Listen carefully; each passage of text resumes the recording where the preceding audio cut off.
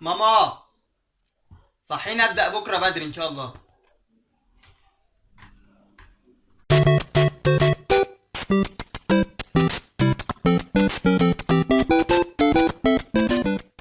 طبعا انتم ملاحظين اختلاف اللوكيشن اللي احنا بنسجل بيه ده لسببين. اول حاجه عشان الطقس اللي احنا فيه، الواحد مكسل يقوم يسجل في الساعه دي. تاني حاجه عشان يناسب الامتحانات، لان زي ما احنا عارفين 90% من المذاكره نوم، انت لو ما نمتش ما ذاكرتش. فاحنا كنا لسه بنمتحن ماده اسمها ماده الدرس الصوتي بين القدماء والمحدثين، دي احنا امتحناها الحمد لله. انا طالب تربيه لغه عربيه اساسي، يعني ابتدائي واعدادي، بندي عربي ابتدائي واعدادي. فهنشوف بقى احنا بندرس ايه. صفحه عشوائيه اهي، هقرا لكم كام سطر كده. بسم الله الرحمن الرحيم. الهمزة صوت شديد مخرجه من الحنجرة ولا يوصف بالجهر أو الهمس، وذلك في خلاف. وهي أول حروف الهجاء، وتسمى أيضا بالألف، ويغلب إطلاق الهمزة احنا امتحناها عليها في حالة النطق، والألف في حالة الكتابة. الباء صوت مجهور وشديد ومخرجه بين الشفتين. التاء صوت مهموس وشديد ومخرجه من طرف اللسان واصول. انا في الاخر اخش الفصل اقول للواد التاء دوت طبق وفوقيه خوختين، يعني ايه لازمه الهلس ده كله؟ والالف وهي همزه عامله كده وخلاص، والعمليه بتعدي. احنا ما استفدناش اي حاجه من اللي احنا بنقوله دوت. ما استفدناش اي حاجه في الجامعه الا الاسبوعين بتوع التربيه العملي. ويوم ما رحنا تربيه عملي دخلت فصل اولى ابتدائي، الواد بقول له اخر حاجه خدتوها ايه؟ قال لي خدنا لحد حرف السين يا مستر. الواد قال لي حرف السين ويا مستر دي، ونزل عليا صعقه من قلت له يا ابني اتشرحت لكم ولا انا المفروض اشرحها؟ قال لي لا يا مستر حرف السين ما اتشرحتش، اشرحها لنا انت. كنت شرحتها لنفسي يا حبيبي. انا لما اشرح لك حرف السين كنت، احنا عايزين حد انا اجي اقعد جنبك وحد يجي يشرح لي ويشرح لك حرف السين.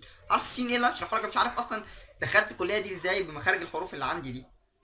ف وبعد كده في حاجه غريبه، وانا قاعد بحل في الامتحان اشمعنى مدام عفاف اللي بتراقب عليا؟ انا بقى لي 4 سنين مدام عفاف بس اللي بتراقب عليا، مفيش في الجامعه كلها الا مدام عفاف. يعني هي نسخه واحده وعملوا لها شير تيجي تخش تقول الطلبه وانا عايز اختم الورق اطلع لمدام عفاف في الدور الرابع. طب انا عايز اطلع لمدام عفاف في الدور الثاني. انت لو دخلت الدور الاول وقلت انا كنت عايز مدام عفاف هتلاقي مدام عفاف. وبعد كده هم عفاف وجيهان وميرفت، ما تفهمش علاقه ميرفت، بس هم عفاف. تقريبا الحكومه وهي بتطلب موظفين شؤون طلبه بتشترط في الاسماء ما تكونش انسه، لا لازم مدام. ومدام عفاف او لو انت، يعني انا عمري ما دخلت شؤون طلبه قالوا لي روح لاستاذه مي في الدور الثاني، مفيش مي دي. فانت احنا دي ممكن تفيدنا في حاجه بقى.